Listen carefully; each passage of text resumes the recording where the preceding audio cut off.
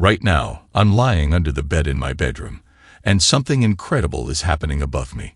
I hear loud moans from my wife, Alice, and faint moans from Carl Parks, who is my wife's personal trainer.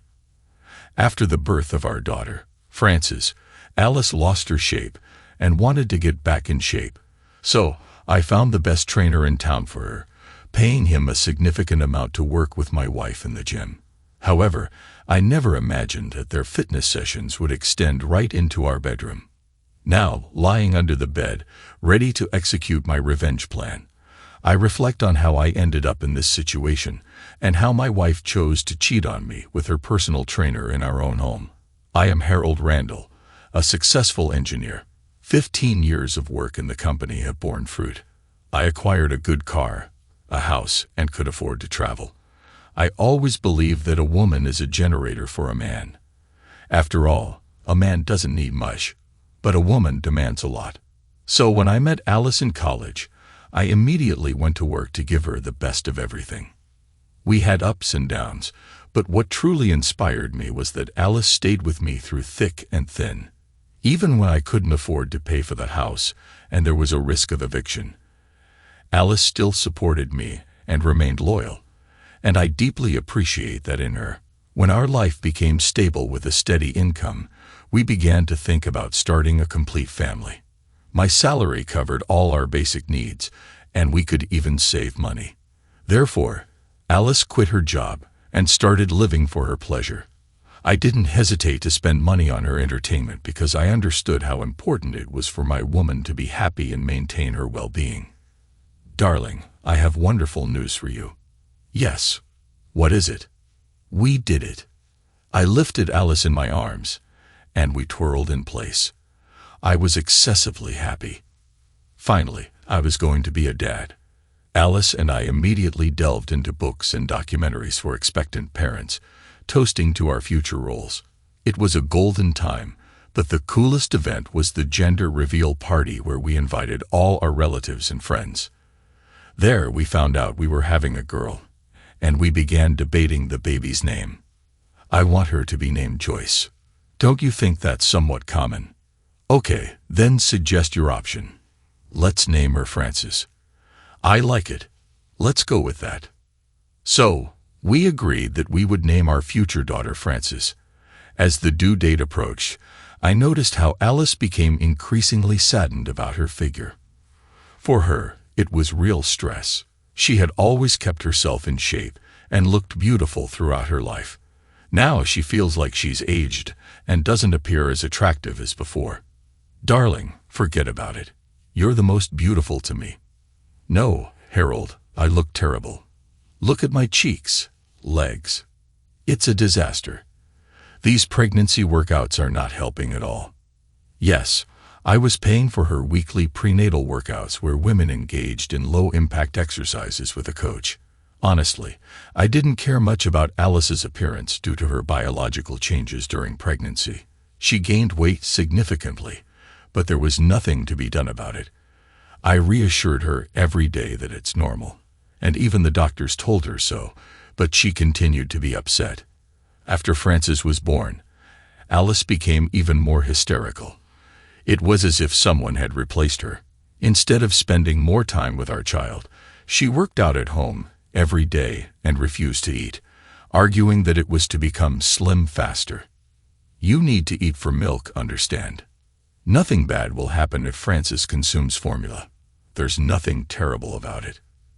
In the end, after a month, Alice lost her milk, and we had to feed Frances with formula, which didn't make me very happy.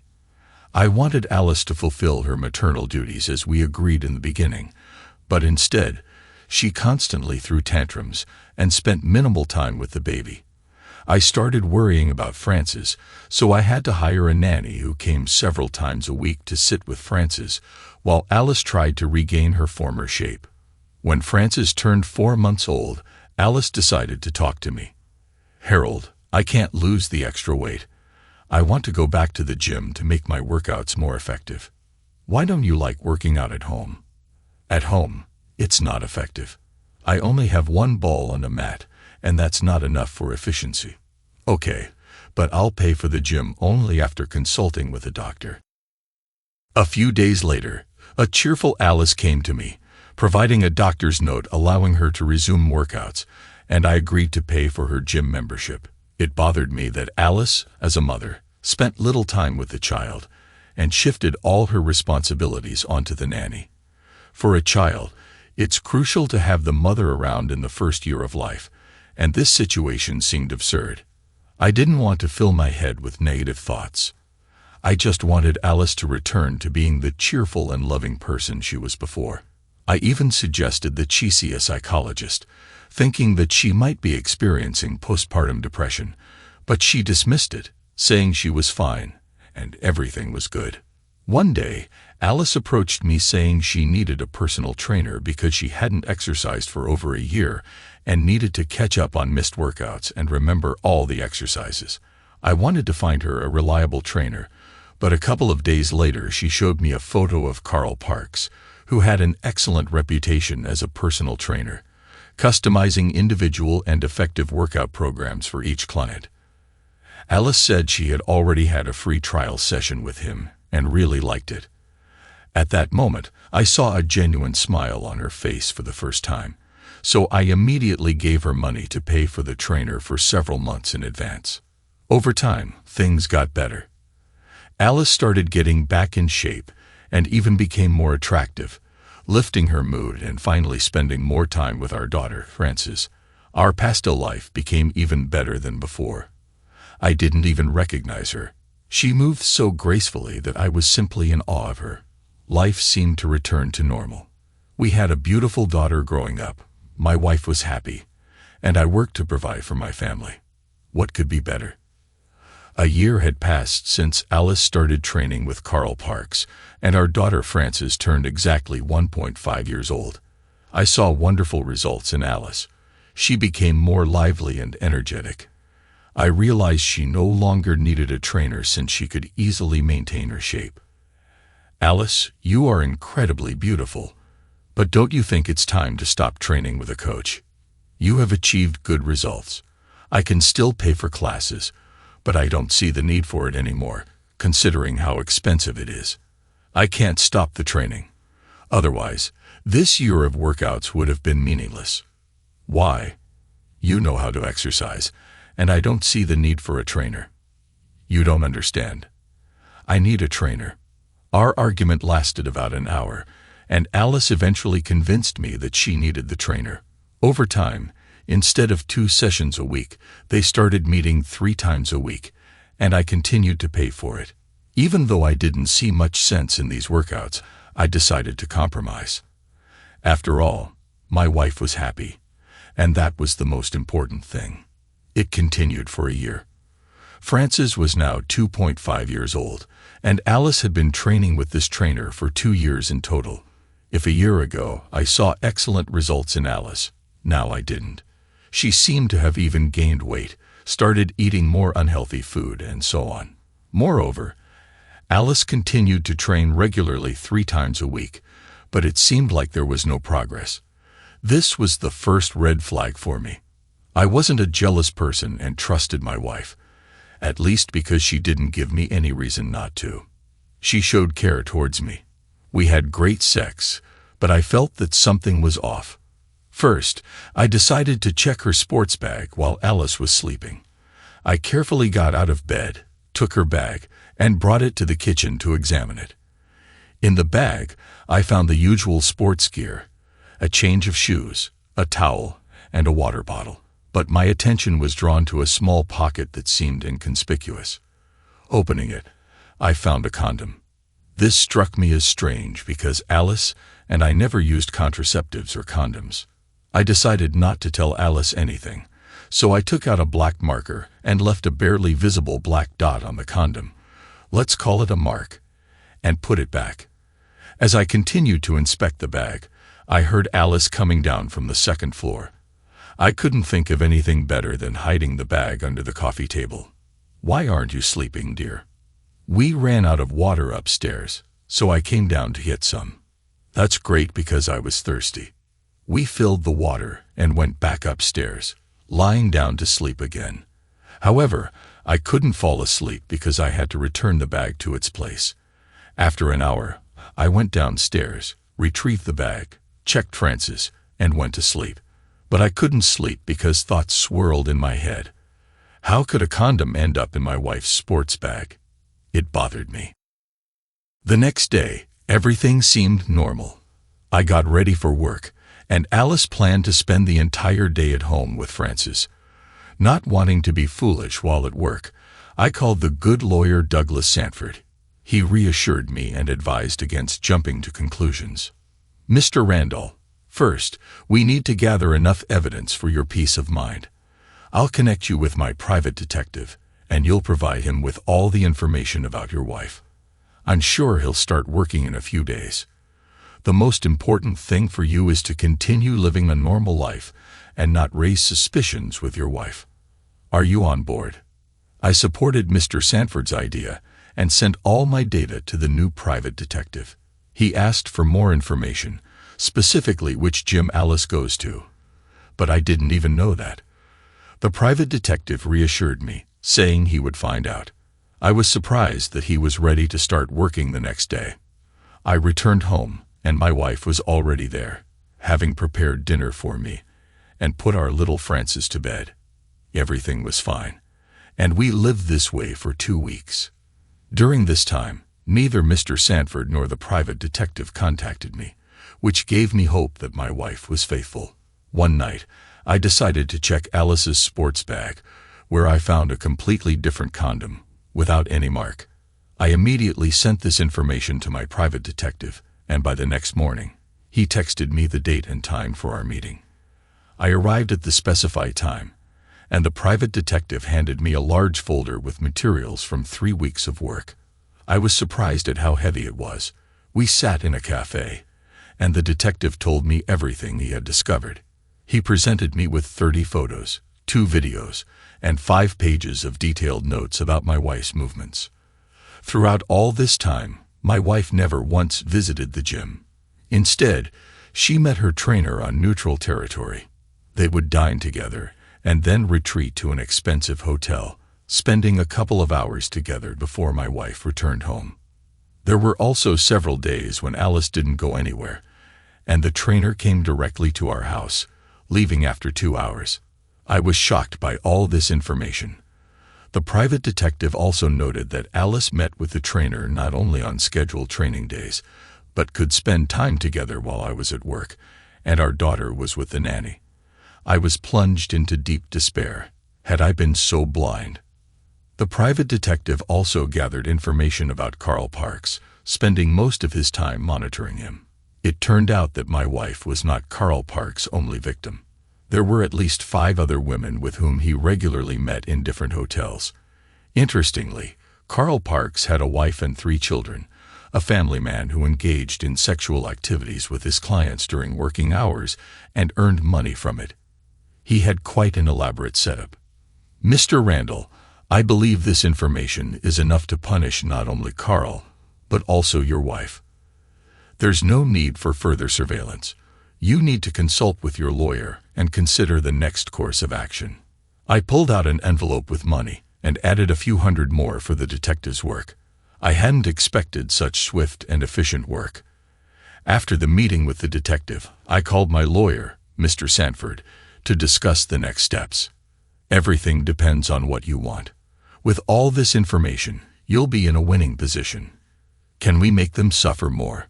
I asked, and the lawyer grinned. We agreed to meet the next day, and in the meantime, he would prepare a plan in which I would be in a winning position. I wanted to punish Alice for breaking bows and deceiving me so brazenly. I didn't want to be a fool, so I definitely wouldn't pity her. I had a week to prepare for the expulsory.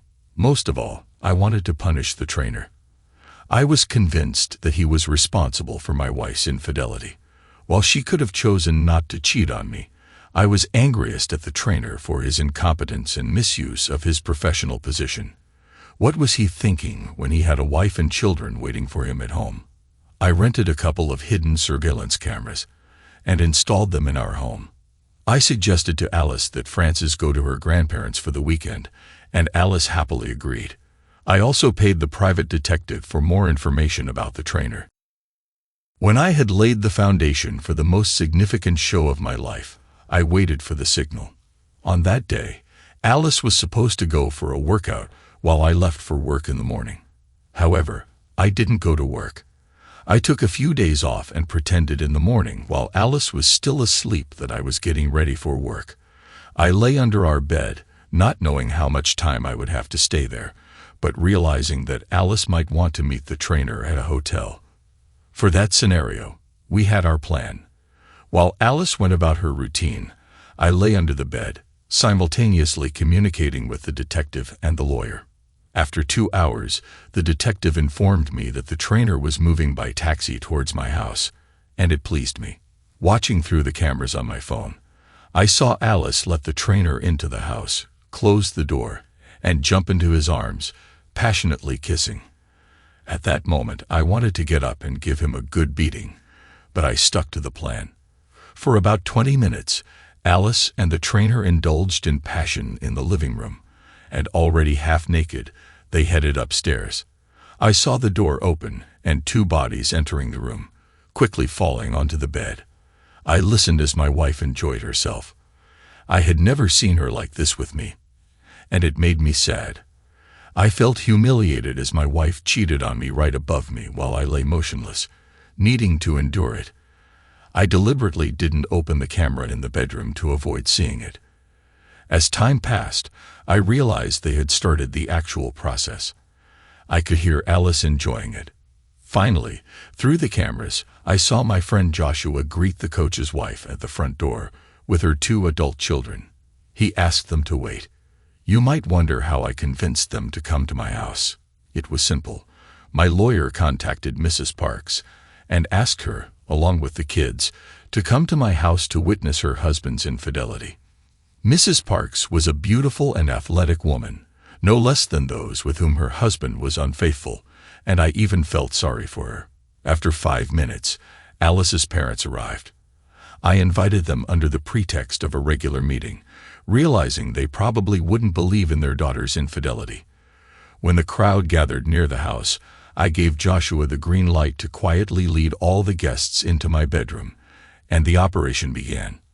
I lay under the bed, nauseated by everything happening above me. The bed was bouncing so much that it hit my knees, and I wanted to get out of there as soon as possible. Suddenly, the bedroom door swung open, and Alice's parents entered the room, followed by Mrs. Parks, who decided to leave the children in the corridor. I heard the moan stop, and complete silence ensued. I looked at the cameras and saw the entire scene. Alice and the coach froze in one pose, as did everyone present. "What are you all doing here?" Alice cried in tears, not understanding what was happening. At that moment, I crawled out from under the bed and handed Alice the divorce papers. She didn't say a word and started crying. These 2 looked like pathetic animals caught in a cage with no way out. The coach tried to wrap himself in a blanket and say something, but I took the blanket from him and said, "You scumbag. Return all the money that was spent on you for the past 2 years. Got it?" Mrs. Parks started crying and ran out of the room. The coach wanted to run after her, but Alice's father stopped him and gave him a punch in the face, causing him to fall. I decided to leave since everything was done. I told Alice to gather her things and that I didn't want to see her here in the evening. I walked out of the room. I tried to calm Mrs. Parks, assuring her that everything would be okay. I had to show her all the evidence that her husband was not only cheating on her with one woman.